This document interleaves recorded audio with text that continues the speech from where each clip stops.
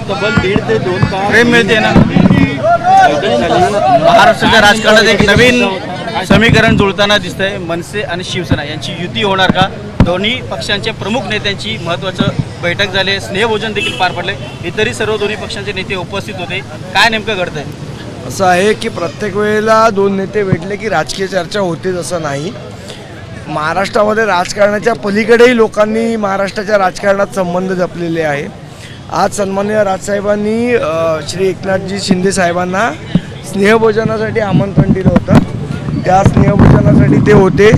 काही जुन्या गोष्टींच्या आठवणीसुद्धा उजाळा निघाला, बाळासाहेबांच्या आठवणींचा उजाळा निघाला। याच्या व्यतिरिक्त काही नाही। महापालिका स्थानिक स्वराज्य संस्थांच्या निवडणुका जवळ आलेल्या आहेत, त्यापूर्वी ही पायाभरणी होती का मनसे शिवसेना युतीची? मला असं वाटतं की आत्ता काही याच्यामध्ये राजकीय चर्चा झाली नाही। आज जी काही चर्चा होती ती वैयक्तिक होती आणि स्नेहभोजनाचा फक्त कार्यक्रम होता।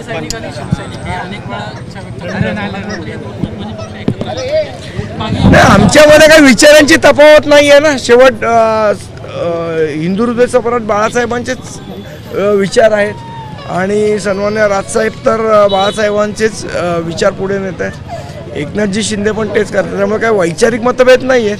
पण आज युतीची चर्चा नव्हती एवढं सांगतो की आज नाही, आज मी तुम्हाला सांगितलं आज राजकीय चर्चा नव्हती, स्नेहभोजनाचा कार्यक्रम होता। राजसाहेबांनी त्यांना स्नेहभोजनासाठी आमंत्रण दिलेलं, त्या आमंत्रणाचा स्वीकार करून ते आज आले होते। दोन्ही पक्षांमध्ये मनभेद आणि मतभेद दोन्ही नाहीयेत। दोन्ही पक्षांमध्ये मनभेद आणि मतभेद दोन्ही नाहीयेत। स्नेहभोजनामध्ये मतभेद आणि मनभेदाचा विषयच नसतो। तो जेव्हा कधी पुढच्या गोष्टी होतील तेव्हा तो होईल, आज तरी ती नव्हती। युतीचा नारळ कधी फोडणार? युतीचा नारळ कधी फोडणार? दुरावाचा काही विषयच नव्हता।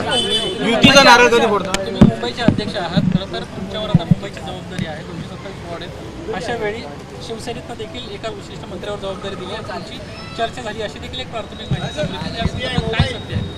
तुमच्याकडनंच कळले मला। युतीचा नारळ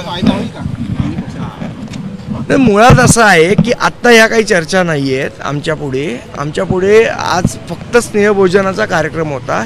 ज्यावेळेला या कुठले विषय पुढे येतील त्यावेळेला निश्चितपणे नवीन घडामोडी पाहण्यासाठी आजच आम्ही मुंबईकर 24 तासला लाईक करा, सबस्क्राईब करा आणि अपडेट रहा।